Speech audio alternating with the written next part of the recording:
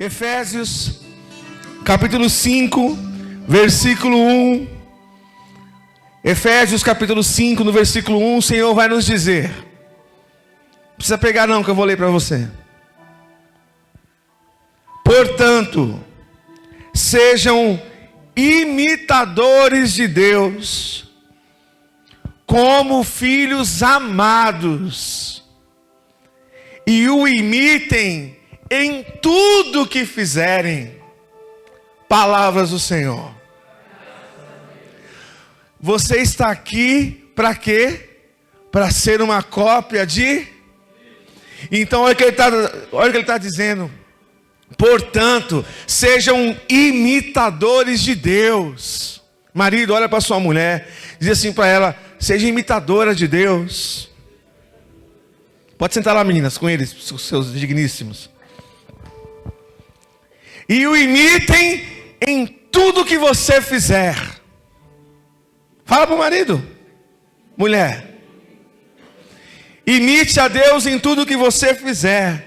Então agora eu quero falar para você sobre o arroz e feijão. Sabe arroz com feijão? O que é arroz com feijão? A comidinha mais simples de casa, certo? Sim ou não? Assim você me quebra, pô. Com os outros pregadores sem maturidade para isso, eu não tenho não. Eu assusto. De repente tem um homem aqui do meu lado. Jesus? É você?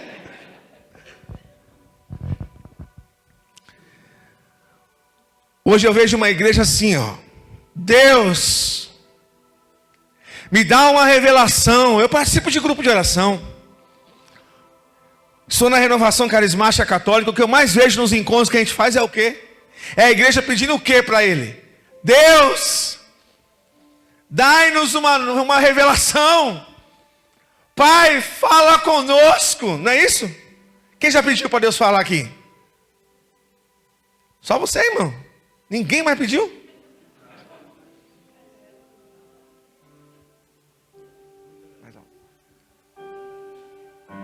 E o povo pede assim, sabe? Senhor, dá-me uma revelação, fala comigo. Agora eu pergunto.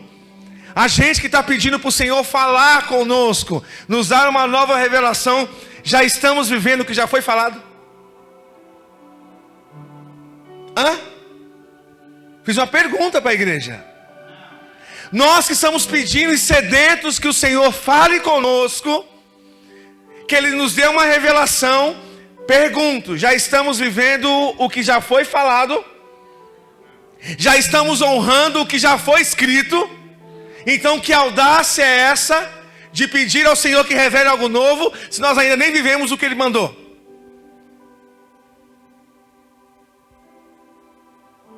Não tem algo errado no meio de nós? Esse tipo de mentalidade é muito perigosa. Pergunte por quê? Porque muitas vezes a gente fica buscando outras experiências, né? Novas experiências. O padre Celso falou isso numa pregação que ele foi no Levanta-te. Foi semana passada que ele foi lá? Retrasada. Ele falou uma coisa muito... Cara, na hora que ele falou aquilo, explodiu meu coração. Ele falou assim: eu tenho muito medo dessa igreja em saída. Quem já ouviu essa frase? Não, a igreja precisa sair. Ela precisa... a igreja em missão.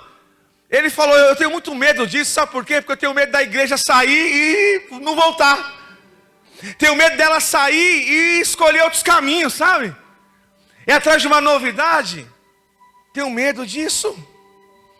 Eu nunca entendi isso com essas palavras, nunca falei com essas palavras, mas na hora que ele falou, eu falei: é isso que eu creio, é isso que estava aqui dentro. Eu tenho muito medo das novidades. Por quê? O filho pródigo saiu de casa atrás do quê, igreja? De algo novo. O que ele encontrou? O que ele encontrou? Só destruição, pô. Se ele tivesse ficado perto do pai, perto da promessa, perto da guarda, o que tinha acontecido com ele? Nada de ruim, eu garanto. O casamento é tão importante. Ele é tão importante que foi a maneira que Deus inaugurou a existência. Foi ou não foi? Ele começou a criar. Daqui a pouco ele olhou. Nossa, tem o mar, os bichos, tem tudo isso. Já sei. Está faltando alguma coisa. O que estava faltando?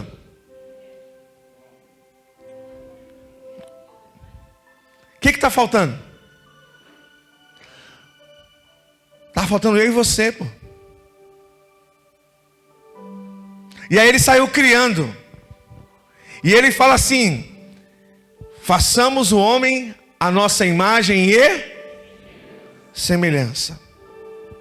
E Deus criou duas instituições na terra. A primeira, a família.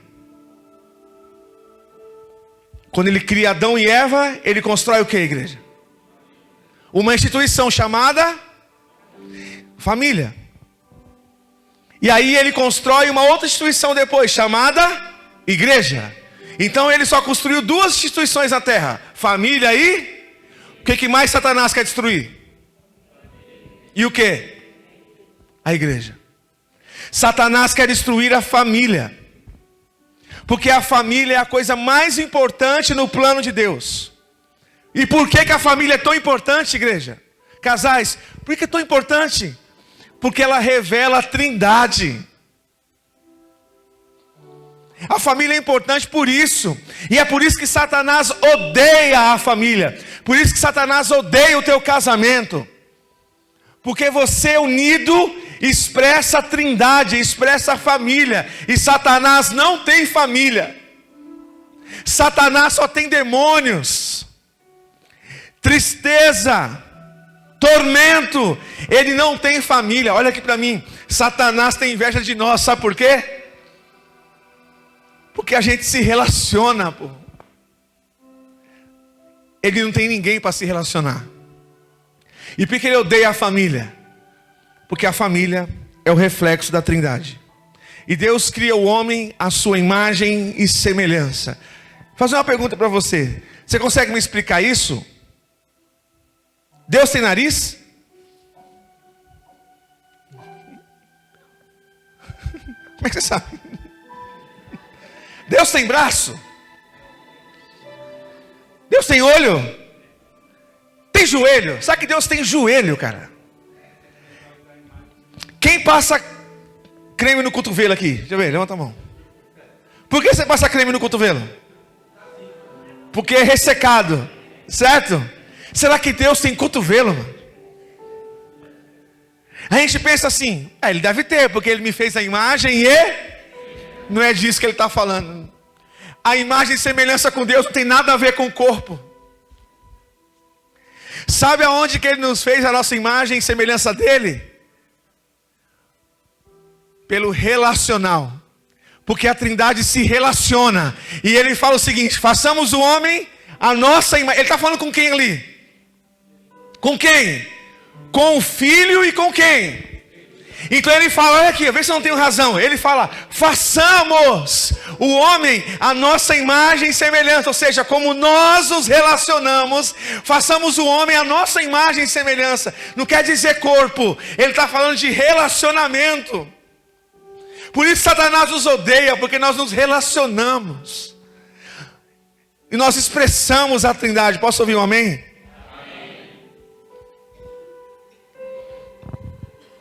Só que tem um problema. Deus criou a família e a igreja, correto? Todo mundo está aqui é de igreja. Sim ou não? Sim. Frequenta a igreja. Alguém que está aqui tem problema de crença? Eu não creio em Jesus não. Eu não creio em Jesus não. Eu estou aqui porque minha mulher mandou, que se eu não viesse ela me batia. Então não tem nada a ver. Alguém aqui tem problema de crença com Jesus? Todos vocês o amam? Acredito que é filho de Deus. Então o nosso problema não é crença. O nosso problema é qual então?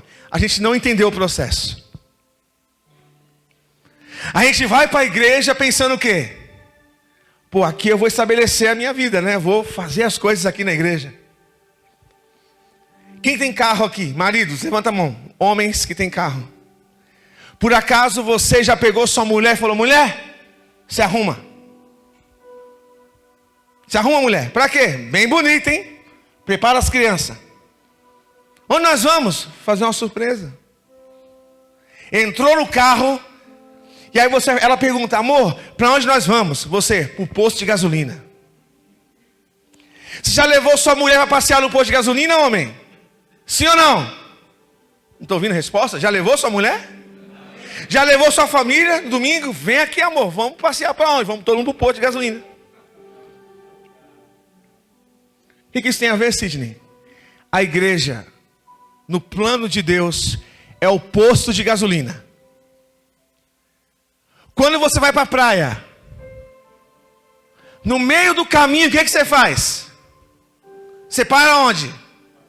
No posto, para quê? Mas lá é o seu destino? Ali é o quê? Para você abastecer. A igreja tem esse papel. Se você não entender que no processo do chamado de Deus, a igreja é o lugar onde eu preciso parar, abastecer e já sair.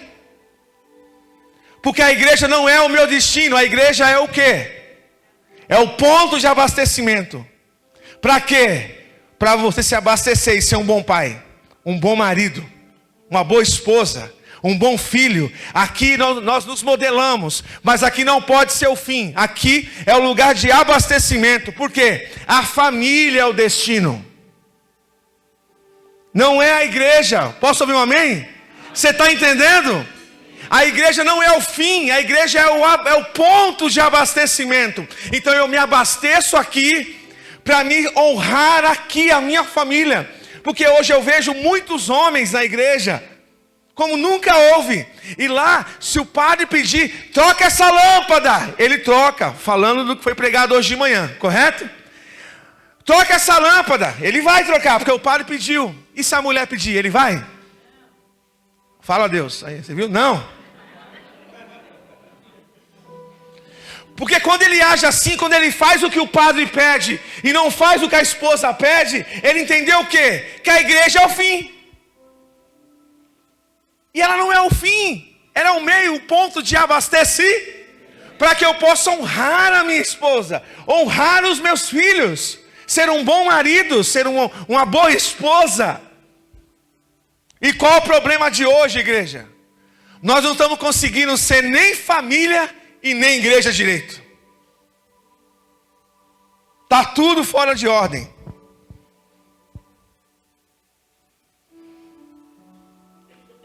E eu lembrei de uma história, essa semana, da mulher hemorrágica. Vocês lembram dessa história na Bíblia? Quem lembra da mulher hemorrágica? 12 anos sangrando, sem parar. O homem não imagina o que é isso, né, homem? Você não sabe o que é menstruar 12 anos sem parar, sem parar, sem parar. E não é só menstruar. A sua mulher menstrua 7 dias, não é isso? 7, 6, 5 dias. E ela já fica como? Irritada, com dor, tudo incha. Não é verdade, mulheres? Imagina 12 anos. Sabe o que aconteceu com aquela mulher? Anemia, mau cheiro, porque ela não tinha absorvente como hoje. Imagina o cheiro daquela mulher. Só que o problema dessa história para mim não é a mulher. Pergunte qual que é o problema. A Bíblia narra que tinha uma multidão ao redor de Jesus, não tinha? E a Bíblia diz que a multidão espremia Jesus, não é verdade? Tocavam em Jesus e em cima dele. Agora eu pergunto. Essa multidão que espremia Jesus, espremeu e saiu o quê?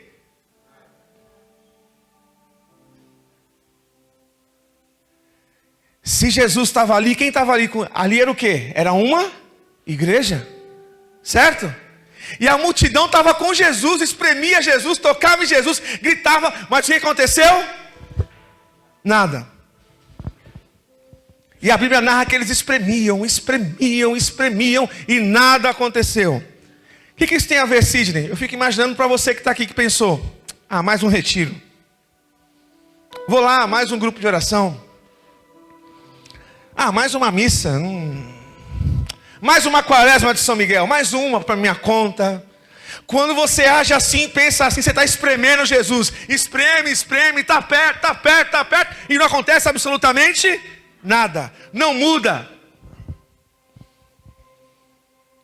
E não fiquem bravos com o que eu vou dizer agora, porque o evangelho que fere, ele... Hoje eu vejo uma igreja sedentária, como nunca aconteceu. Como assim, Sidney? Veja bem, não é uma crítica. A igreja hoje acorda 4h20 da manhã. Pode pegar os status aí? Esses dias postaram assim: mais de 500 mil pessoas ao vivo orando com o Frei Gilson, amém? Que hora que foi o texto? Começa? 4 da manhã. 500 mil pessoas, gente. Se juntasse 500 mil pessoas para uma guerra, essa guerra estava ganha ou não? Nunca existiu. Acorda 4 horas da manhã para rezar. E está rezando mesmo, não é uma crítica quanto à quaresma. É que 500 mil pessoas tocariam fogo no mundo. Mudariam histórias. Mas nós estamos mudando? Ou estamos só espremendo Jesus? Espreme, espreme. Estou perto, acordo 4 horas. Faço. Aconteço, vou para o retiro do Levanta-te, faço aquilo, sou ministro, mas não acontece absolutamente nada, não muda nada. É o mesmo pensamento, a mesma filosofia, o mesmo jeito de falar, o mesmo jeito de se portar, não muda em absolutamente nada. E aí eu vou lembrar do que Jesus falou: eu não quero sacrifício. O que adianta você acordar 4 horas da manhã e não mudar a tua vida? O resto do dia você não me louva, você não me adora, você não é um bom marido, não é uma boa esposa, não honra. O que adianta? Aí você fala: mas Senhor, eu fiz sacrifícios, acordei 4 horas da manhã, mas eu não quero sacrifício, eu quero a obediência de vocês. Foi isso que ele falou. Não estou dizendo que não é para acordar mais, continua. Mas precisa dar frutos, cara. Não adianta só rezar. Isso é o sedentarismo. Você reza, reza, reza e não muda, não muda, não muda. Não transforma nada ao seu redor. Gente, 500 mil pessoas adorando nas igrejas. Não teria igreja suficiente para esse povo tudo entrar, teria? 500 mil pessoas, vamos chutar aí. 250 mil homens, 250 mil mulheres amando e honrando suas mulheres e seus maridos. Teria esse monte de divórcio? Não tem uma coisa errada então no meio de nós? Vocês não estão vendo isso? Esse sedentarismo. Tem gente que não perde um levanta-te, cara. Não perde um retiro que a gente faz. Passa o dia consumindo mensagenzinha no WhatsApp, no Instagram, pegando trechos de uma pregação ali, um trechinho de uma ministração do pastor X, e fica postando o dia inteiro mensagens de efeito com os outros, mas a vida continua uma verdadeira merda. Não honra a mulher dele, não honra o marido dela, não deixa que o evangelho entre e restaure, fere, mas restaura. O que adianta? Tem outro problema com a igreja de hoje. Sabe qual é o problema? Vamos começar já o cerco de Jericó, já não vamos? Semana que vem? Vai começar. Sabe o que vai acontecer? Toda vez que a igreja está diante de um sacerdote ou de um pregador que prega, que arrebenta, que fala um monte de coisa aqui para restaurar, para ferir, o que vem na nossa cabeça? Poxa, fulano tinha que estar aqui para ouvir isso, hein? Não é? Pô, que mensagem forte, hein? Fulano tinha que estar aqui. Aprende uma coisa que eu vou te ensinar, viu? Demorou muito tempo para mim aprender. Se o evangelho não for lido e vivido na primeira pessoa, ele não tem serventia.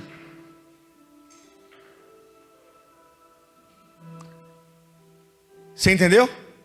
Se o evangelho não for vivido e lido na primeira pessoa, é sobre mim, ele não tem nenhum tipo de valia. O evangelho não é sobre o outro, o evangelho é sobre mim. Sou eu. E por que isso é importante? Agora eu vou entrar no casal. Por que o evangelho é sobre mim? Presta atenção que você precisa entender isso, que é o X da pregação. Não é sobre mim no sentido de eu ser uma pessoa egoísta. É que é sobre mim no sentido que, se o indivíduo não estiver bem, o coletivo estará comprometido. Você crê nisso?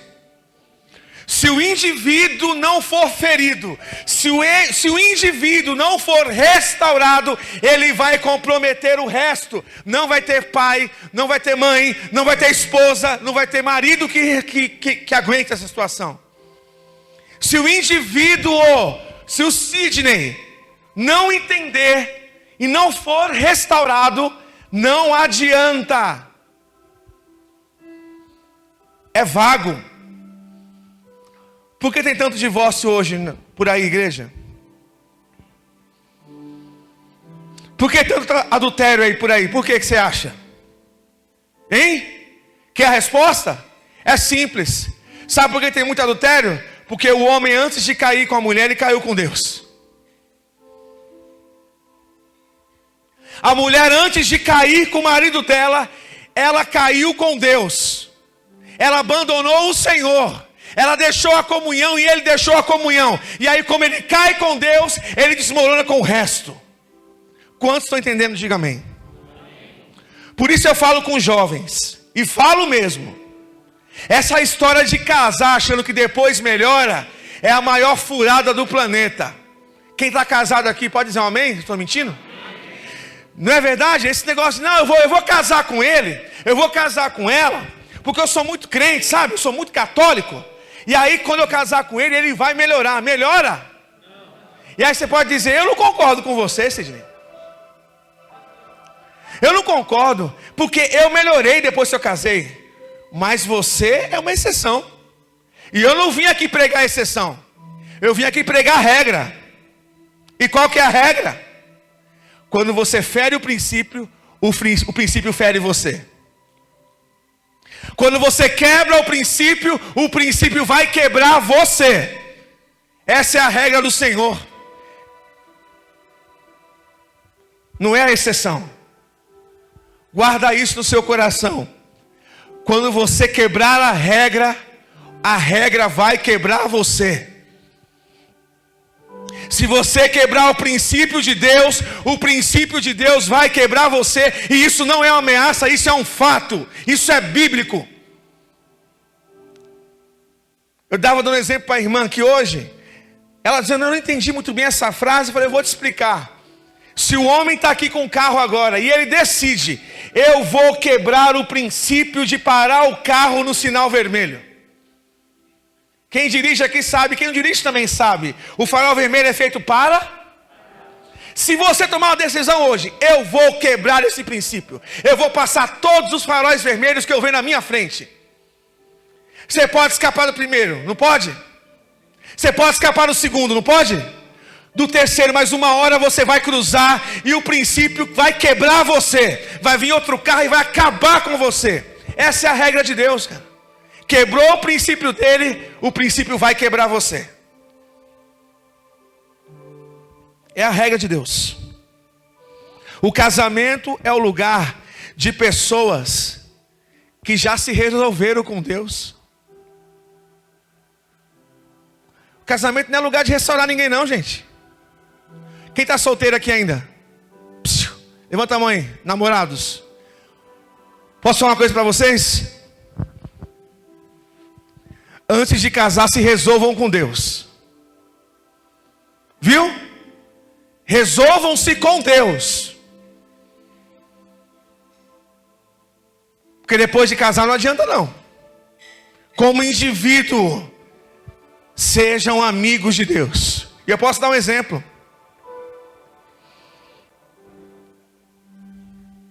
Porque se você entrar no casamento achando que o outro tem o poder de mudar você, ou que você tem o poder de mudar o outro, o seu casamento será um fardo.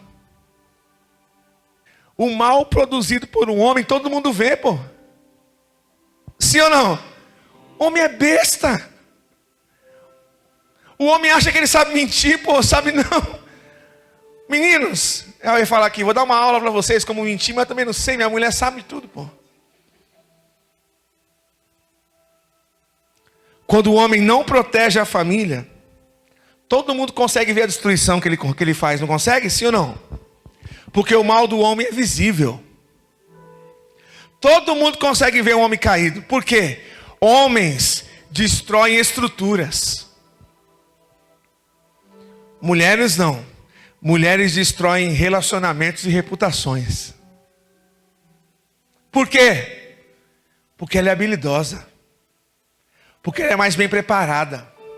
Ela tem talentos que o homem não tem. Por isso ela tem esse poder quando ela sai. Veja bem, quando ela sai debaixo da governança. Estão entendendo? Sim ou não? Ela não destrói? Por quê? Porque ela é mais capacitada.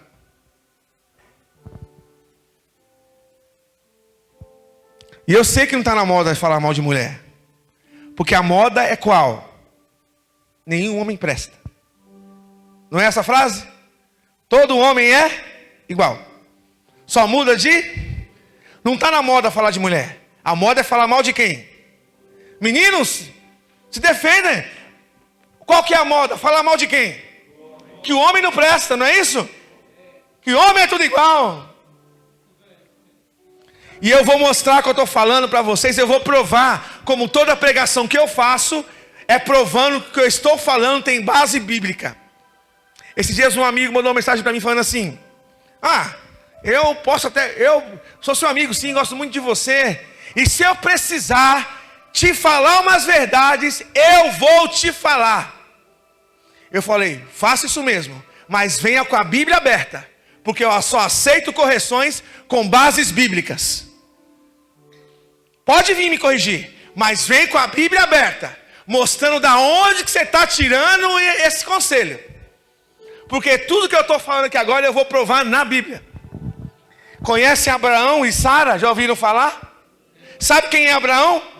O pai da fé. Os muçulmanos, os judeus, os cristãos, todos eles têm algo em comum nessas religiões? Só tem uma coisa em comum. Qual que é? Todas essas religiões têm Abraão como o pai da fé. Olha que esse homem é importante. E eu vou provar para vocês biblicamente o poder de destruição da mulher quando ela sai debaixo da governança do pai. Deus chegou em Abraão com 72 anos e falou o que para ele?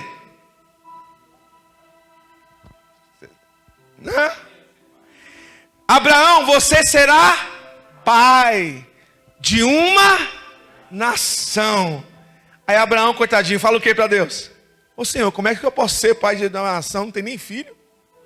Tipo assim, né? Tá me tirando? E ele fala, não, fica tranquilo. Eu vou te dar um filho. Não foi isso que aconteceu?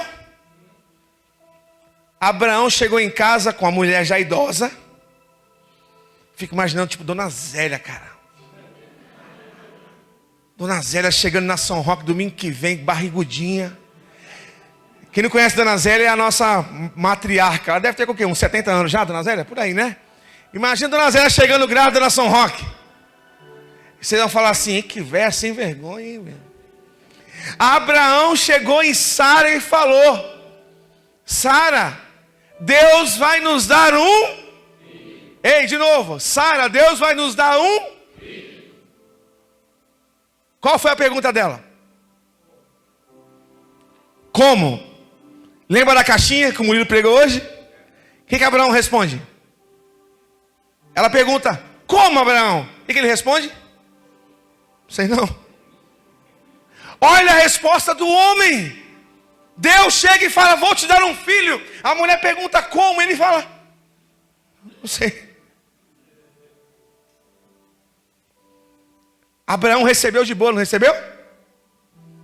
Se ele falou, ele cumpre, correto? Olha aqui para mim. E Sara? Recebe de boa a notícia? O que ela fala? Como? Abraão, olha aqui, nós dois somos velhos, pô. Ele, não sei, mulher, se Deus falou. que Sara faz na sequência?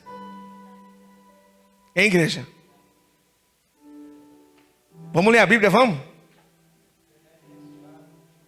Ela chega e Deus falou para Abraão que ia dar um filho para ele. Falou como? Falou como?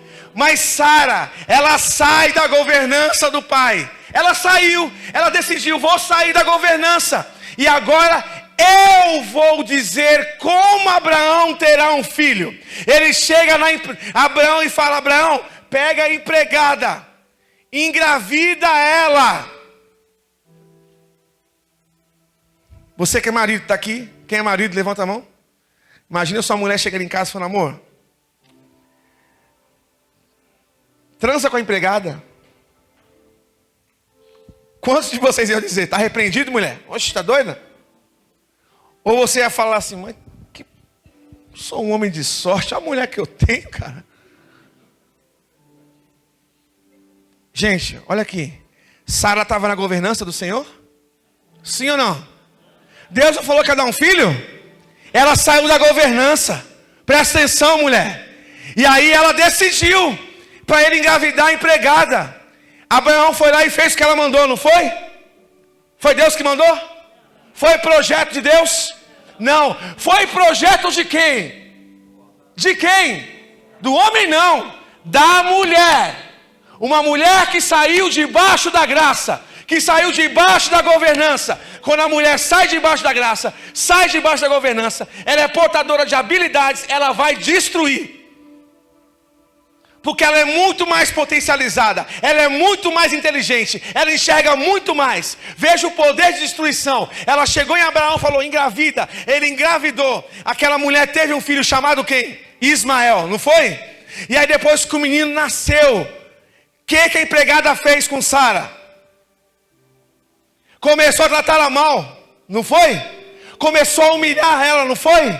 O que Sara vai falar para Abraão? Manda ela embora. Ela está me tratando assim por causa de você. Alguma mulher que está aqui se identifica com essa história? Foi culpa de Abraão? Foi culpa de Abraão? Quem trouxe essa ruína? Vamos, meninas. Quem trouxe? A mulher. Por quê? Porque ela decidiu sair debaixo da graça. Saiu debaixo da governança. Estou falando isso para vocês, mulheres, para vocês entenderem o mal que vocês vão fazer se vocês saírem debaixo da governança. Vocês não podem sair debaixo da governança, porque vocês são preparadas, são melhores, mais instruídas, mais inteligentes. Um exemplo mais atual, para não ir tão longe. Vamos imaginar que Deus chegou no homem, no seu marido e falou, em oração. Seu marido estava orando. Aí Deus falou assim: filho, eu vou te dar o que você quer. Vou te dar um carro zero. Vou. Aí o homem chega em casa e fala: mulher, Deus falou comigo. Ela: foi? Foi. Ele falou que nós vamos ter um carro que a gente tanto precisa. O que a mulher fala para o marido? Como? Ele: não sei não, mulher. Deus falou. Porque o homem é isso. Deus falou, vou esperar aqui. O que a mulher faz no outro dia, quando o marido chega? Amor, já liguei no banco, financiamento está tudo pronto. Mulheres, Deus falou que ia dar o carro? Sim ou não? Mas falou como? Então não se meta. O problema tem sido que as mulheres estão se metendo em funções que não são delas.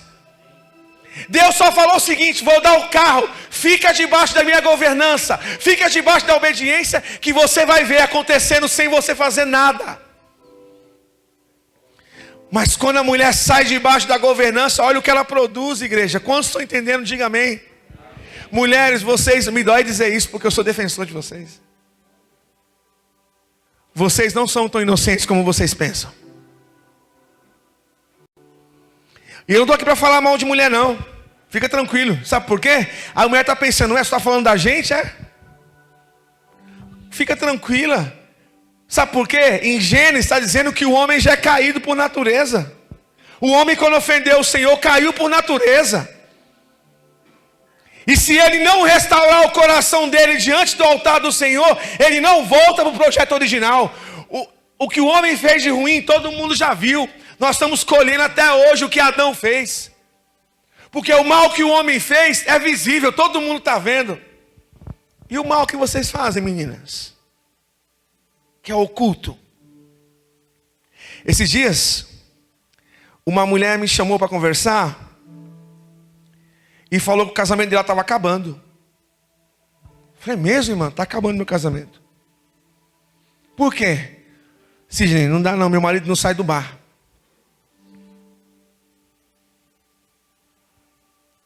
Vai acabar o casamento por causa disso, ele não sai do bar.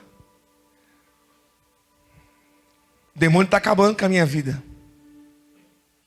Deve ter uma pombagira naquele bar. Um espírito maligno. Eu falei, irmã, posso te falar uma coisa? Ela o quê? Demônio a gente expulsa, tá? Ela, como assim? Conhecendo você como eu conheço, irmã. Vendo as atitudes que você tem no dia a dia, minha irmã. Será que seu marido está no bar porque ele está obedecendo a palavra de Deus? Ela, hã? Será que ele não está? Ela, como assim? Provérbios 21, 19, olha o que diz. Melhor viver no deserto do que viver com uma mulher briguenta e amargurada. Será que seu marido não está no bar porque ele está obedecendo a Bíblia? Que é melhor viver num bar do que viver com uma mulher briguenta e amargurada? Está aí, ó. Você não gosta de ver? Está aí. Anota aí, Provérbios 21, 19. É só ler, está escrito. É melhor viver no deserto do que com uma mulher briguenta e amargurada. Outro versículo bíblico. 1 Tessalonicenses, capítulo 5, versículo 22. Olha o que está escrito. Afaste-se da aparência do mal. Será que esse homem não está no bar porque ele está obedecendo a palavra de Deus? Como assim ela falou? Será que de repente o seu marido está no bar porque lá no bar ele encontra a comunhão que ele não encontra aqui dentro?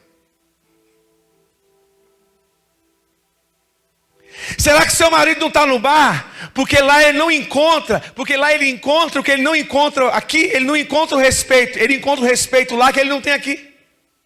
Ele encontra lá a honra que aqui ele não tem. Será que é o bar mesmo? Porque as mulheres não estão se achando tão santas, tão que o homem que não presta, que elas focaram no bar, mas de repente não está no bar. De repente o marido só está fazendo o que a Bíblia pediu, fugindo da aparência do mal. E tem um poeta e teólogo, o nome dele é Odair José da Silva. Olha a frase que ele escreveu, eu achei fantástica e profunda. O título é Todo Homem na Porta de um... Eu vou falar o jeito correto que escreveu, tá? Eu ia colocar outra palavra, mas não ia ficar muito bom não. Ele disse assim, ó. Todo homem na porta de um puteiro está à procura de Deus. Aí continua. Portanto, o homem que bate na porta de um bordel, que caminha até uma boca de fumo, que vai até a boca de um bar, a porta de um bar, está à procura de Deus. Por quê? Ele precisa de algo que possa preencher o vazio que ele carrega no peito, que ele carrega na alma. Então todo homem na porta de um bar, todo homem na porta de um puteiro, na verdade ele não sabe, ele está à procura de quem, igreja? De preencher o vazio aqui dentro. Ele não sabe. Você pode dar outro nome, ser vergonhice, falta de caráter, dá o nome que você quiser, mas para o pai, este homem na verdade está querendo preencher o que ele perdeu. Está tudo vazio aqui dentro.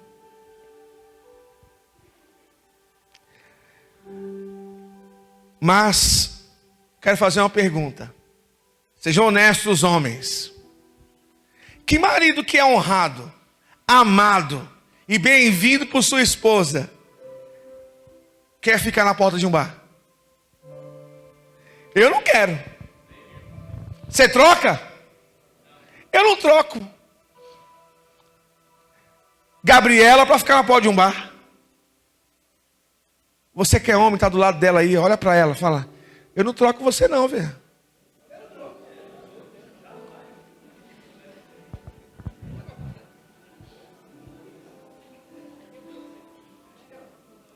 O problema é que hoje as mulheres estão com... Presta atenção, mulher, que o pau agora é contigo. O problema é que as mulheres foram condicionadas com essa frase que homem não presta, que homem é tudo igual. E ela tirou de cima dela o farol e jogou para cima do homem. Então é moda falar do homem, é moda expor o homem. E nisso ela parou de olhar para si, exatamente como a igreja tem feito. Hoje é muito fácil esconder atrás de uma tela de internet no YouTube, sem ser confrontado pelo Evangelho. É fácil, é muito fácil. Como muitos cristãos estão fazendo. Eu dei o exemplo de manhã, quando os discípulos estavam na mesa com Jesus, e ele falou assim: um de vocês vão me trair. Eles estavam na presença de Deus, e quem está na presença não olha para o outro, olha para quem? Para si. Eles disseram: Senhor, será que sou eu?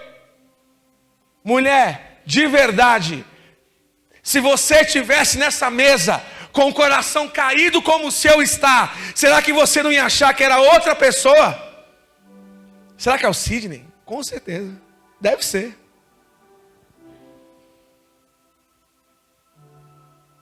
Mas será que não é você a traidora? Olha o que diz em Provérbios, capítulo 12, versículo 4 ao 5. A mulher virtuosa coroa de honra o seu marido, mas a que age vergonhosamente é como um câncer em seus ossos.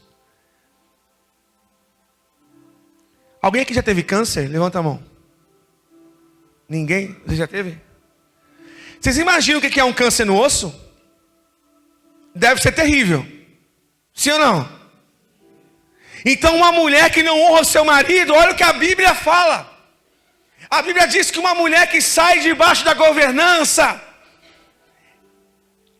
que envergonha o seu marido, é como um câncer nos ossos dele. Por que a Bíblia fala isso, meninas? Porque uma mulher que não honra o marido, ela enfraquece o caráter dele. Se você não honrar o teu marido, menina, você está enfraquecendo o caráter dele. É por isso que você, mulher, pô, Sidney, por que você disparou para cima da gente? Porque vocês são mais inteligentes, mais preparadas, vocês são muito melhores do que nós. Se vocês não entenderem o papel de vocês, acabou. Se vocês não entenderem que a honra tem que vir de vocês, acabou. O projeto família acabou. Quando você honra seu marido, você eleva o caráter dele. Isso não é feminismo, isso não é machismo, isso é obediência a Deus. Vou dar um exemplo aqui. Um amigo meu lá do Nevim, ele me disse que, no grupo de oração Nevim, ele falou que uma moça procurou ele, e até me pediu ajuda. Eu vou contar a história aqui, eu quero que vocês sejam verdadeiros, também? Ele falou assim, que a moça procurou ele e falou: o meu marido me abandonou com os 2 filhos autistas. Preciso da ajuda. Aí ele sabe que o Levanta-te tem esse papel, a gente sempre está ajudando as pessoas. Vocês veem lá, vocês não veem? Oh, tem como alguém doar um fogão? Vocês não veem eu postando? Uma geladeira? Não é para mim não, viu gente? Porque eu tenho vergonha de pedir para mim. Agora para os outros não tem não. Quem conhece o trabalho do Levanta-te, não só os retiros e grupos, sabe que a gente já mobiliou casa, a gente já construiu casa, a gente já reformou casa de gente que estava caindo na cabeça. Só que como Jesus ensina? Em segredo. E aí ele ligou assim: tem como ajudar? Cara, na hora que ele me contou que o marido abandonou uma mulher com 2 filhos autistas, fiquei revoltado. E você? Tá fraco. Um homem abandona a mulher com 2 filhos autistas. Cadê? Hoje as minhas estavam conversando comigo, que foi você, né, irmã, que falou que recebeu um assédio no ônibus, e os homens ficaram calados, e as mulheres que foi para cima, não foi? Não foi isso que o Murilo falou hoje? Sim ou não? Então os homens aqui, ó, homem. O homem abandonou a mulher com 2 filhos autistas. Cadê os homens aqui? É revoltante ou não? Sim ou não? Cadê? Aí, o homem injuriado, cadê? Falou, isso não se faz. E vocês, meninas, estão injuriadas? Fomos atrás ajudar a mulher. Ajudamos. E aí meu amigo me ligou e falou, Sidney, hoje eu encontrei um marido. E aí? Fui conversar com ele, mano. Sabe o que ele me falou? Que ele abandonou porque ele pegou ela na cama com o irmão dela, com o irmão dele. E disso ele descobriu que um dos filhos autistas não é dele. Não é nem do irmão, é de outro cara. E ele falou assim, eu vou embora. Sabe por quê? Sabe por que eu fui embora? Porque eu não queria bater nela. Eu ia perder a cabeça. E eu fui embora. E ele contando isso pro meu amigo, chorando, pedindo ajuda, me ajuda, eu não sei o que fazer. Eu não sei se eu xingo, se eu mato ela, se eu grito, eu não sei o que fazer, eu estou perdido, me ajuda.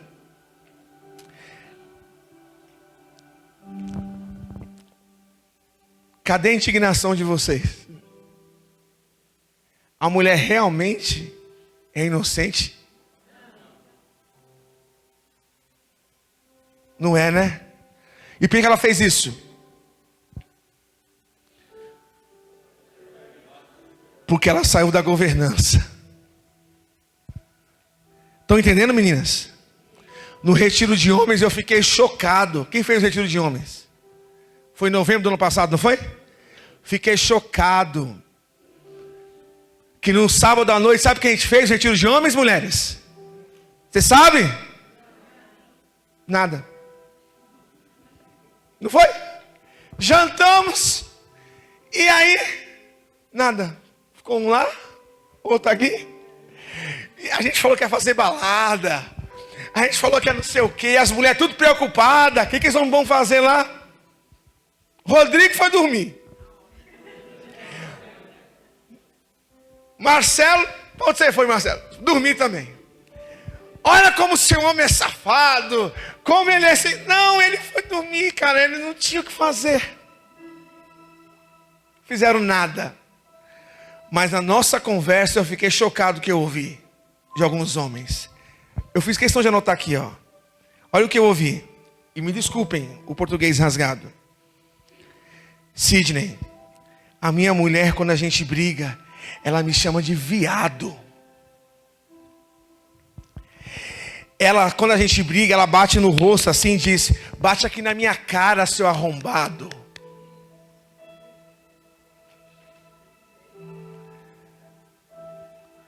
Meninas, vocês não são tão inocentes assim, quando saem da governança.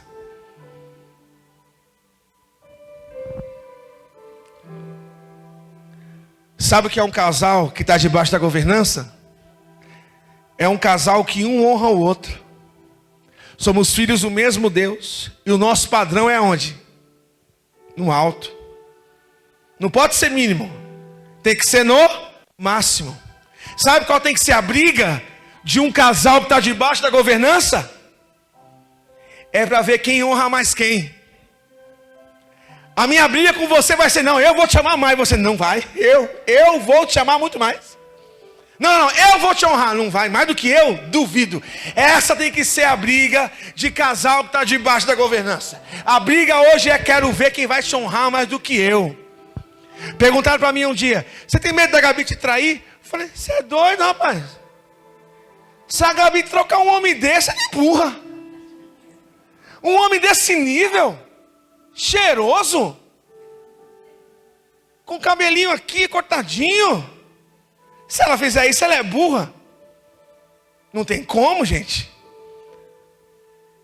Aí você fala, você se acha? Eu falei, não, pô. É quem está na governança sabe o padrão que o pai tem. Quem está com o pai está num padrão alto. Quem não está no pai, o padrão é sempre baixo. Como estão entendendo? Não existe casamento que se sustente sem doação. Eu estava falando de manhã do casal aspirador de pó. Fica só sugando. E o que é uma separação? Eu escrevi esses dias lá, não foi? O que é a separação? É simples. Imagina um banco. O que é a separação? Um que só deposita, mas nunca saca. E o outro que saca, mas nunca deposita. Isso é separação. O marido que caiu diante da esposa. A esposa que caiu diante do marido. Antes, ambos caíram diante de quem? De Deus. E não existe bom marido. Não existe boa esposa. Meninas, sejam honestas. Pode mentir? Quem de vocês já falou, eu sou uma boa esposa? Fala aí, eu. Força!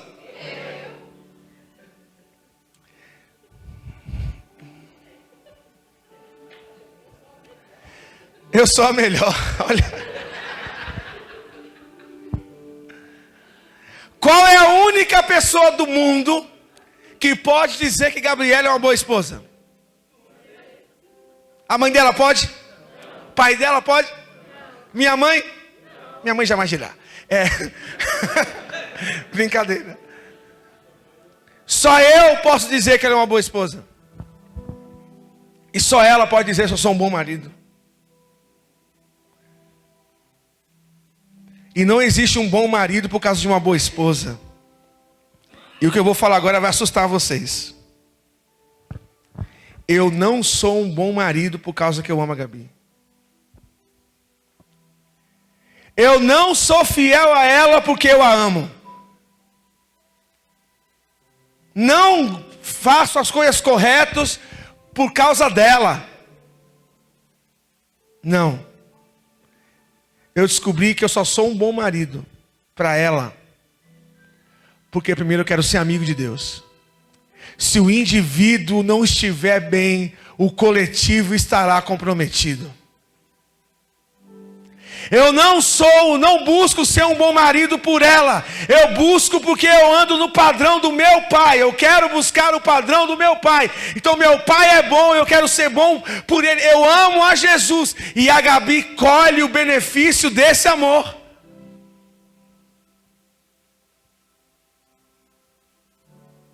Ela vive o benefício dessa luta de querer ser bom para o pai.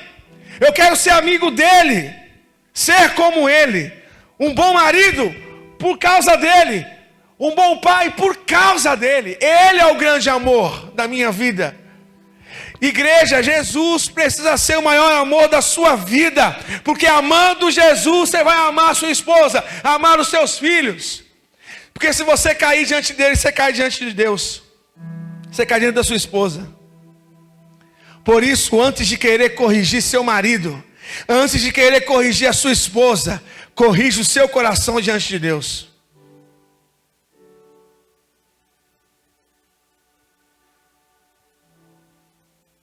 Antes de corrigir alguém, corrija-se diante de Deus. Quem entendeu, diga amém. E eu fui procurar a causa de todo relacionamento conjugal. Tem uma causa só. A causa de todos. Pergunte qual? Egoísmo. Quem concorda, diga amém.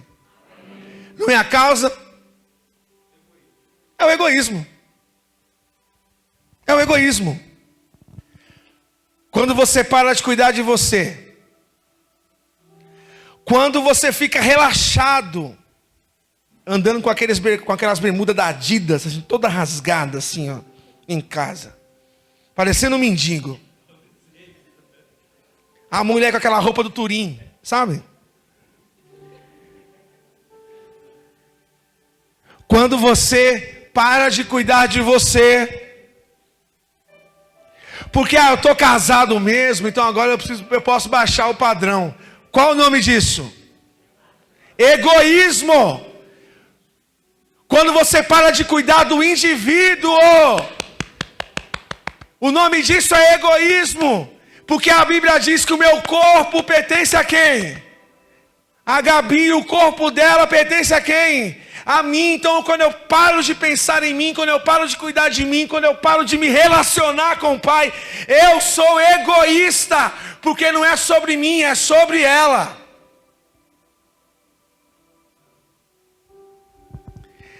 E eu coloquei uma coisa muito legal aqui, que eu fiquei pensando. Meninas, você gosta de um homem bonito? Pode falar, eu defendo você.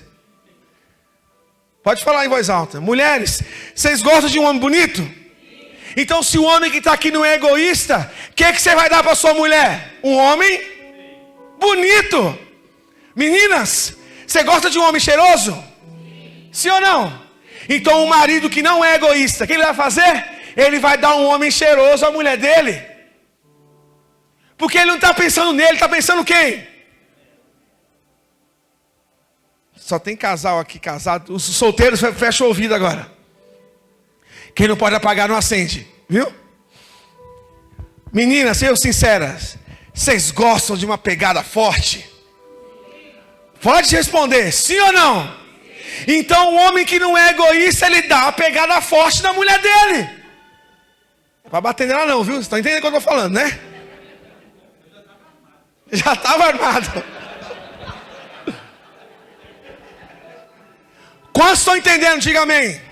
Homem, você gosta de uma mulher cheirosa? Então uma mulher que não é egoísta, ela fica cheirosa para quem? Para ela? Para o outro. O homem é visual. Só tem casal aqui, posso dizer, você não gosta de ver sua mulher numa lingerie? Sim ou não? Sim ou não, homens? Então meninas, dá para o homem uma mulher de lingerie. Menina, só você pode dar. A lingerie, viu? Estou falando pelo amor de Deus. Só você pode dar uma mulher de lingerie para o seu marido. Ninguém mais pode. Então se ele gosta, dê isso a ele. Por quê? Porque não é mais para mim, cara. O meu corpo não é meu. O meu corpo é de quem? É dele. Deus está falando, irmão? Fica quieto, Zé. Sua experiência é passada. Isso é o oposto do egoísmo. É simples. Mas hoje eu vejo uma igreja imatura. Presta atenção agora. Por que eu falo que a igreja está imatura? A igreja quer milagre sem a nossa participação. Como assim? A mentalidade da igreja hoje? A igreja quer milagre sem esforço, sem participação nenhuma. Como assim, Sidney? Só existe milagre se a matéria-prima estiver na nossa mão. Para Jesus transformar a água em vinho, alguém teve que levar a água, correto? Por acaso a água estava ali parada, ele falou, vamos transformar isso aqui em vinho. Foi assim? Tiveram que buscar. Você quer milagre? Sim ou não? Quer um casamento restaurado? Cadê a matéria-prima? Está esperando o quê? Que você vai rezar um terço? Assistir o Frei Gilson? Ir no Levanta-te? E não sei aonde? E Deus vai fazer o milagre sem você fazer nada? Me diz qual base bíblica? Me dá um trecho bíblico, me mostra aqui um ponto bíblico. Deus fazendo milagre sem a participação do homem, sem o homem trazendo a matéria-prima, me diz. Nunca vi. Onde a gente aprendeu? Quer milagre, quer marido restaurado, quer mulher restaurada, traz a matéria-prima. Faz a sua parte. E qual a minha parte? Pergunte aí. Qual a minha parte? Simples. Querem ajuda, meninas? Você quer matéria-prima? Quer um milagre, meninas? Pois é, uma mesa posta, quando o seu marido chega do trabalho, é a matéria-prima do milagre que Deus quer fazer. Entendeu? Diga amém. Seu marido está chegando do trabalho, você prepara a mesa para ele, a toalhinha dele, o chinelinho dele, Havaianas, e aquela bermuda da Adidas surrada que ele gosta, ali do lado. que é isso? Qual o nome disso, meninas? Eu estou trazendo a matéria-prima para Deus fazer o milagre. Meninos, quer milagre? Quer milagre? Quer casamento restaurado? Então traz a matéria-prima. Qual? Chega em casa com um buquê ou um chocolate.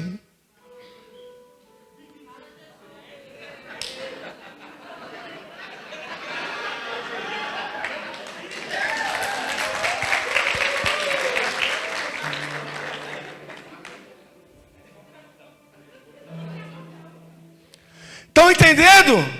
A matéria-prima depende de quem? De mim. Não é de nós, não, é de mim. Sou eu. Quando a minha esposa está naqueles dias,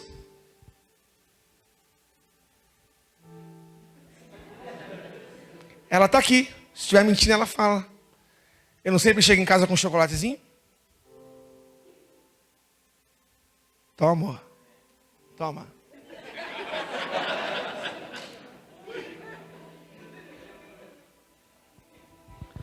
Por quê? Estou trazendo a matéria-prima do milagre. Vocês querem milagre sem matéria-prima, pô? Estou falando sério. Ô igreja, olha aqui para mim de verdade. A gente é tudo de igreja, mano. Todo mundo aqui participa um tempão. Olha como é que está a nossa vida. Realmente a gente vai querer milagre sem a nossa participação, sem trazer a matéria-prima. Tem gente que acha que o problema é espiritual. E colocaram na cabeça do povo de Deus que o problema é espiritual. E eu vou dizer para vocês, não é. Faz a sua parte. Esses dias a mulher chegou e falou assim, meu marido está possuído. Está adulterando. Está lá na casa da mulher agora. Vim para a igreja. Para ver se aquela pombagira vai embora. Eu falei, irmã, então é o diabo? Ela é o diabo. Então vamos lá, irmão, porque se for o diabo agora, seu marido vai estar lá, com a outra mulher, virando o zoinho, lá, né? Lá no chamego, no amor lá, fazendo. E ele, vamos mulher, possuído. E aí quando a gente começar a orar aqui pelo seu marido, porque é espiritual, não é?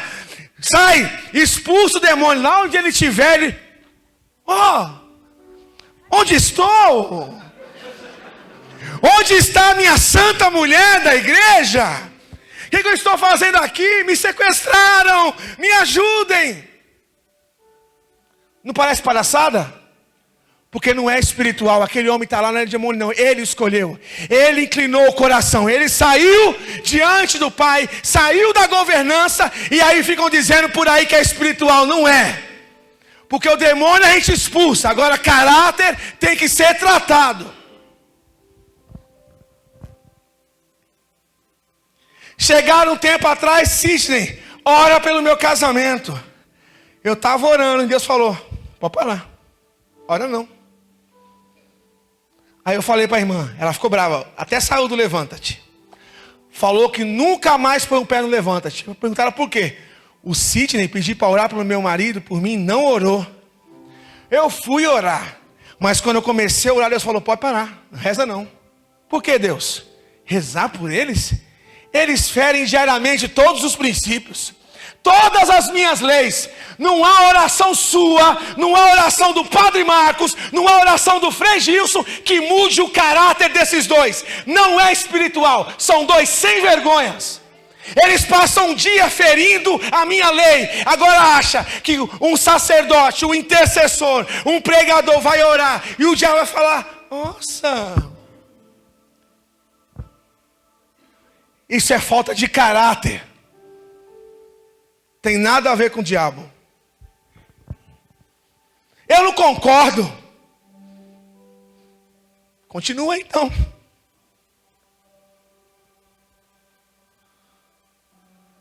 Continua. Vou trazer a base bíblica do que eu estou falando. Que não é espiritual. Não é falta de caráter. Quem conhece Davi? O maior homem diante de Deus. Foi ou não foi? Foi ou não foi? Jesus é chamado de quê? Filho de quem? Olha a grandeza desse homem. Aqui, ó. Você discorda de mim? Pode vir, mas vem com a Bíblia aberta. Porque tudo que eu estou falando tem base bíblica. Davi traiu a esposa? Sim ou não? Sim. Traiu, não traiu? Adulterou. Não foi um assassino? Não era um péssimo pai? Sim, está na Bíblia. Péssimo pai, adúltero, assassino. E o profeta Natan foi confrontar Davi, não foi? Por acaso vocês viram o profeta Natan falar: Davi, ajoelha aí. Diabo, vai embora, em nome de Jesus. Vocês viram? Por acaso o profeta Natan tratou aquilo como algo de Satanás? Falou o que para Davi? Você é um safado, você é um sem vergonha, você saiu debaixo da governança. Não tem nada a ver com Satanás, é falta de caráter, é falta de temor. Corrige teu coração, corrige o teu caráter e honra a tua mulher, honra os teus filhos, honra o teu Senhor. Que é fácil, né? Põe a culpa no diabo, chama lá um intercessor, chama lá um padre e fica achando que é espiritual. Quanto tempo você está rodando nisso aí e não sai disso? Hein? Quanto tempo? Já experimentou parar, buscar um diretor espiritual, um sacerdote de verdade e começar a tratar esse caráter aí, não?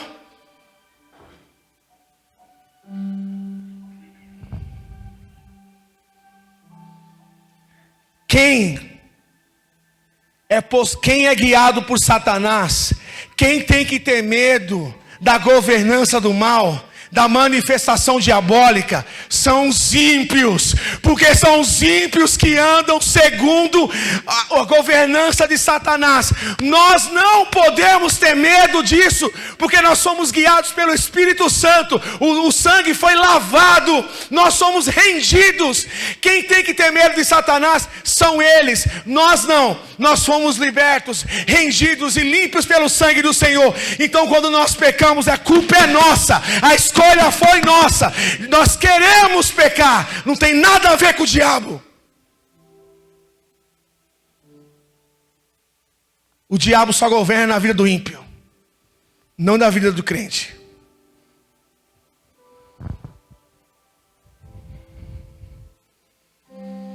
Tem mulher que quer ter um marido abençoado, mas ela faz piada do marido na frente dos outros.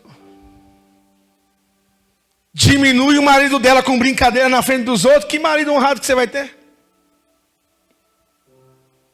Tem marido que quer ter uma mulher honrada e não tem nem coragem de defender ela da parentela dele. E ele quer ter uma mulher honrada, ele não tem coragem de defender a mulher da própria mãe. Frouxo. Você, biblicamente, só é um com a sua mulher. Biblicamente, você só é um com o seu marido. Você não é um com seu pai, não é um com a sua mãe, não é um com seus filhos. É só com a sua mulher e com o seu marido. Entenda isso. Qual relacionamento vai ser abençoado? Distante do propósito, distante da governança. A Bíblia diz o seguinte: o homem deixará seu pai e sua mãe. Repete comigo: deixar. De novo. Deixar. De novo. Deixar. Deixar vem do hebraico. A palavra deixar vem do hebraico. Sabe o que significa? Biblicamente, o homem deixará. Sabe o que significa deixar no hebraico? Apostasia. O que é isso? Perder a fé. Vou ler de novo agora. E o homem perderá a fé no pai e na mãe e se unirá à sua esposa. Como assim perder a fé? Vou explicar para você crescer.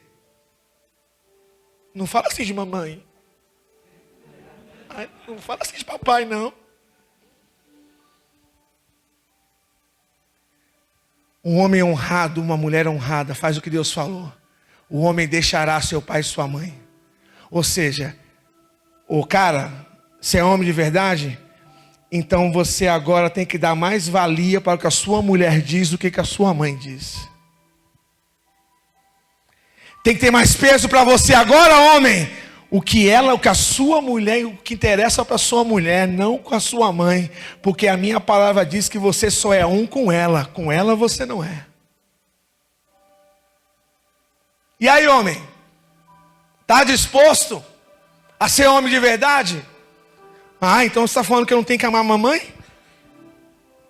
Tem que abandonar a mamãe? Não. Tem que honrar. E isso é tão grave que olha o que Deus fala para Abraão: sai da tua casa e da sua parentela. Bíblia. Sabe o que é parentela?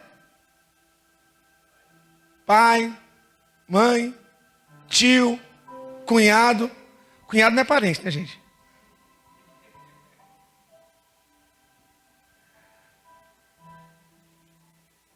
Por que Deus está ordenando isso ao casal? Deixar. Olha aqui para mim. Imagina agora um corpo com duas cabeças. Imaginou? Sim ou não? É uma anomalia? É uma assombração? Um corpo com duas cabeças? Por isso que ele falou: deixa teu pai e tua mãe e se une à sua mulher. Ou seja, é uma cabeça só na família. Não pode ter duas. Sua mãe e seu pai não podem governar sobre a sua casa. Quem governa sobre a sua casa é quem? Você e seu marido. Quem está solteiro aí, grava bem isso, viu?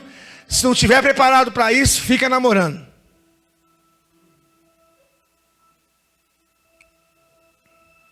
E eu fui estudar um pouco sobre o que é submissão. Cara, Deus é muito fantástico. Olha a definição de submissão que Deus pede na Bíblia. Não fala que a mulher tem que ser submissa ao homem, sim ou não? Sim ou não? Vou ilustrar, Gabi, vem cá. Você agora vai ser submissa a mim na visão do Senhor. Homens, presta atenção. Vem cá. Ela está aqui, certo? Sim ou não? E Deus fala, olha aqui espiritualmente que Ele está falando. Sidney, agora é uma só carne. E a Gabi agora é submissa a você, certo? Olha o que é submissão. Fica tranquila. Agora eu protejo você de qualquer um. Eu te protejo da minha mãe, eu te protejo do meu pai, te protejo de qualquer pessoa. Você agora está submissa, debaixo da minha proteção, debaixo da minha governança. Estão entendendo? Senta lá, amor. Isso é submissão. Ninguém te ofende. Ninguém toca em você. Ninguém. Eu dou minha vida por você, porque o amor do homem é um amor sacrificial. É um amor cheio de sacrifício. Homens são profetas, homens são guerreiros e prontos a defender as suas esposas. A Bíblia não te ordena amar teu filho. Mostra na Bíblia para mim aí. Mostra aí. Um versículo bíblico, Deus mandando você amar seu filho. Tem? Sim ou não? Me mostra um versículo bíblico, Deus mandando você amar sua mãe e seu pai. Existe? Só manda você amar quem? Sua esposa e seu marido, cara. Amadurece. Amadurece. E o que é honrar um pai e uma mãe? Vou ensinar para a igreja. Sabe o que é honrar um pai e uma mãe? É o meu pai vendo eu honrando a Gabriela. É o meu pai ver eu protegendo ela. É ele ver o homem que eu me tornei governando a minha família. Meu pai olha e fica feliz e fala: caramba, ele está fazendo o que Deus mandou. Isso é honrar o pai. Isso é honrar a sua mãe. Sendo um bom marido para sua mulher e uma boa esposa para o seu marido. Isso você vai honrar o teu pai. Eles vão ficar felizes, orgulhosos de ver o homem, a mulher que você se tornou debaixo da governança. Se tua esposa estiver agindo assim, quer dizer, seu esposo, meninas, se o seu esposo estiver aqui, ó, protegendo você aqui, ó, submissa, atrás dele aqui, ó, ele protegendo você de todo mundo, dizendo assim: ninguém toca nela, eu protejo ela, Igual um leão. Se o seu marido estiver igual um leão te defendendo. Meninos, posso te falar uma coisa? Se você fizer isso, a sua mulher fica assim, ó, aqui atrás de você, ó. Isso que é homem, gente. Ela vai até passar o lábio assim, ó. Se eu pego ele, olha, isso que é homem, rapaz. Tô mentindo, meninas? Porque a mulher quer namorar com um homem que ela admira. Admiração é afrodisíaca, viu, gente? Né, mulheres? Quando você vê o homem com atitude de homem, você fala, eita, danado. Agora, homem sem firmeza não atrai mulher. Atrai meninas. Homem sem firmeza tem a sua admiração. Fala mais alto para eles ouvirem. Tem ou não? Não. Ô cara, você mente para ela, mano. Você dá Pelé nela. Você é ignorante com ela. E quer que ela te admire, mano? Você é doido? Eu ouvi uma coisa do padre esses dias que ficou no meu coração. Padre Paulo Ricardo, que falou assim: você só é um homem de verdade. Meninas, eu bati em vocês, não bati? Deixa eu bater neles um pouquinho. Posso? Você só é homem de verdade se a sua mulher consegue dormir em paz.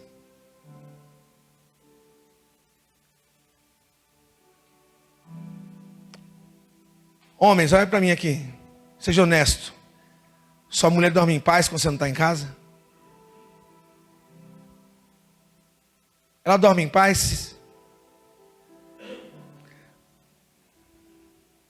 A minha dorme.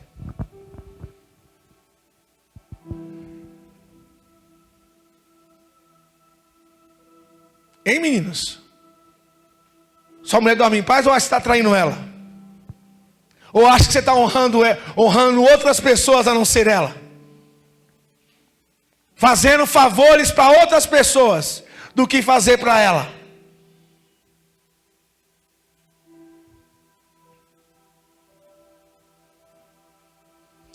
Pare de reclamar de coisas que você não cultiva.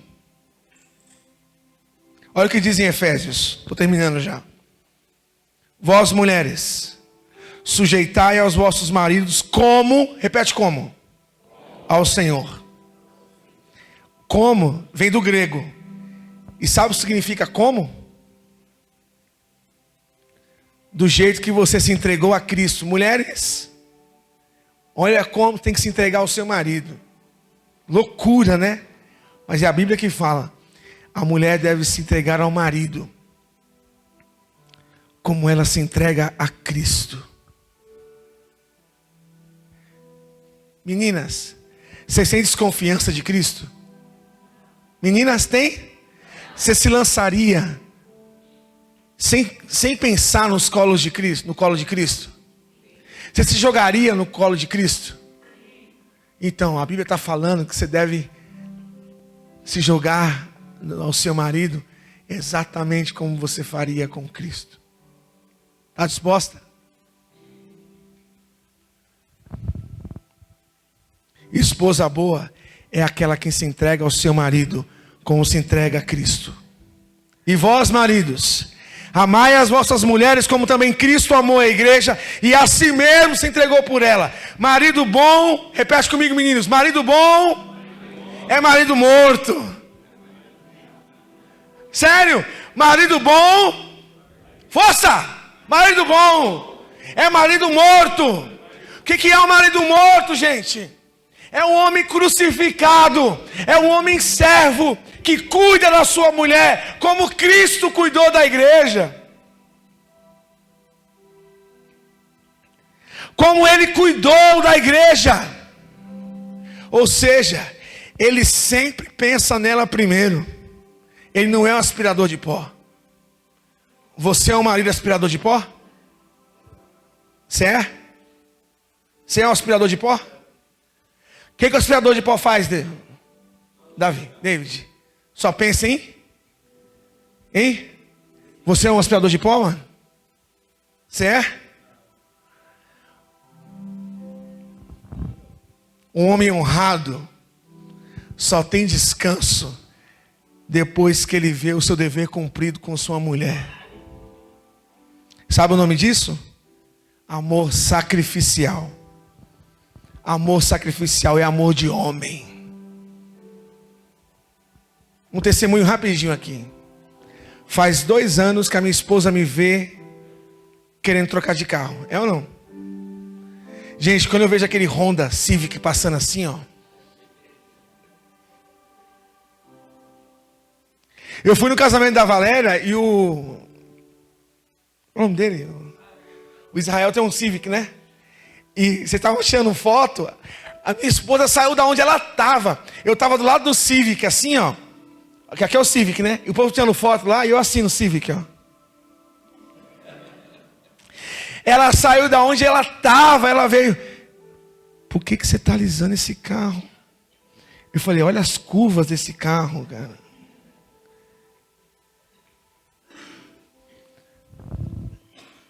Você acha que eu tenho condição de ter um Civic? Sim ou não? Sim. Eu tenho. Mas sabe por que eu não tenho? Porque primeiro meu compromisso é com ela. Meu compromisso primeiro é com Cristo, sabe? Depois é com ela. E eu decidi. Eu só troco depois que Cristo e ela estiverem plenamente satisfeitos. Depois de Cristo e dela, aí eu vou pensar em mim.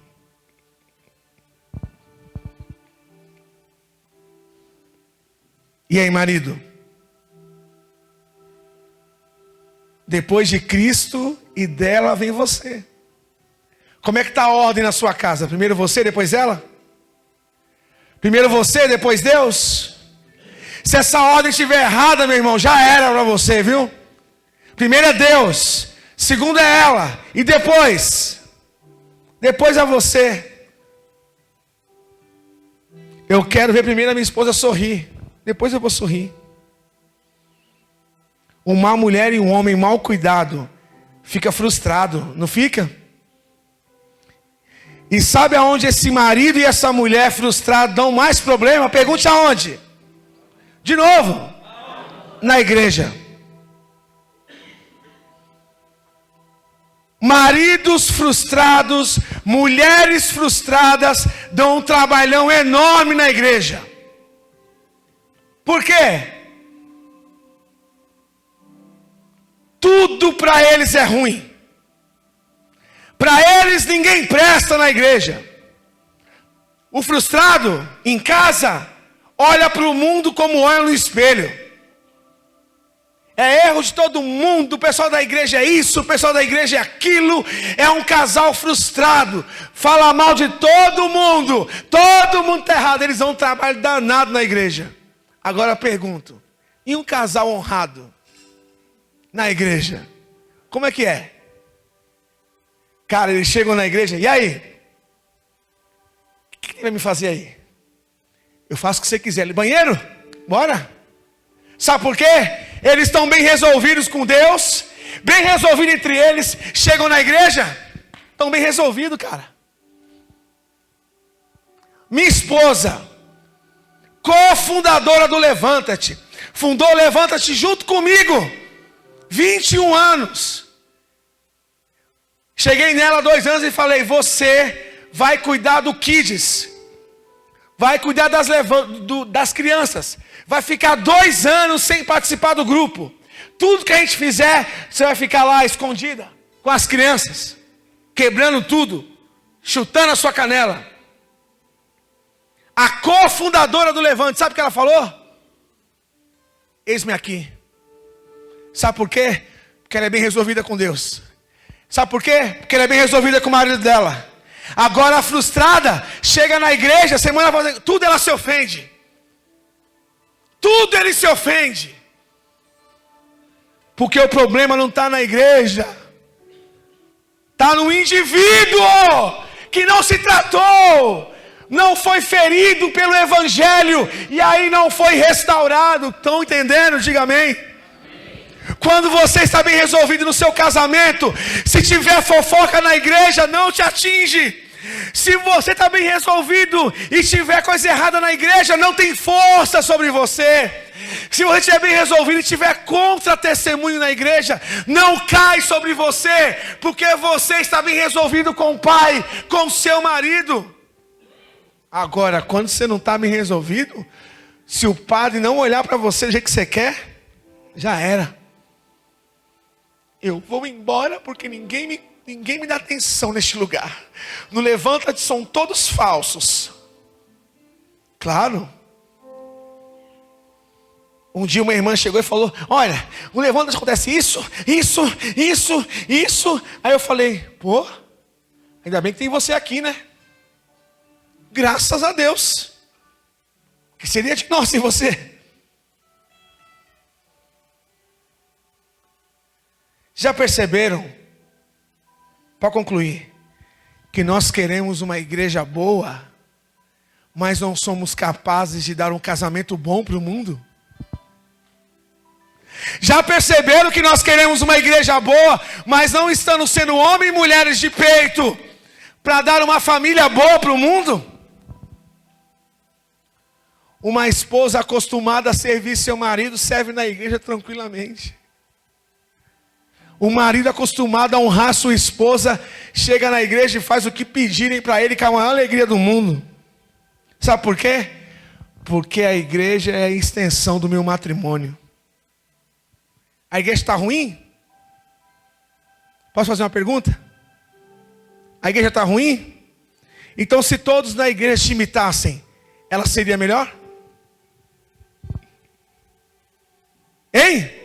Se todos na igreja tivessem o tipo de conversa que você tem com seus amigos,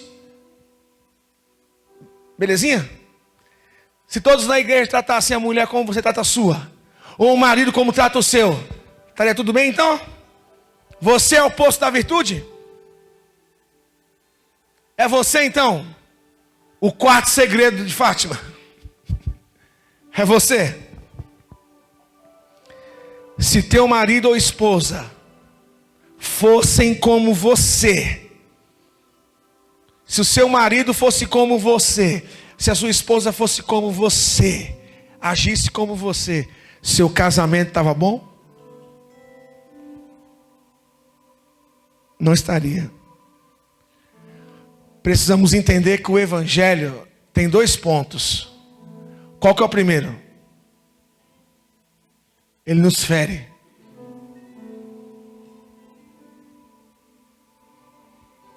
Não fere? O que eu acabei de pregar aqui não mexeu com um monte de coisa em você, hein? Não feriu? Não colocou um farol sobre você? Só que, cara, o Evangelho tem outro ponto. E agora eu concluo. Ele fere.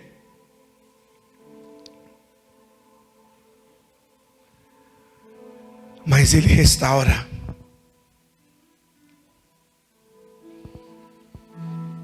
O Evangelho me mostra que eu sou ruim, mas também revela que eu tenho um Pai que me ama. Você crê nisso? De verdade?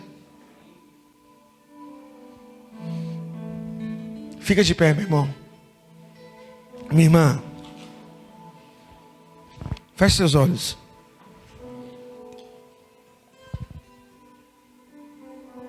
Feche seus olhos.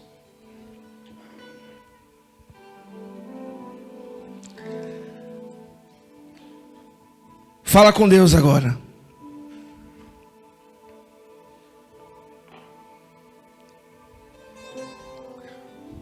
Se coloca diante do altar do Senhor.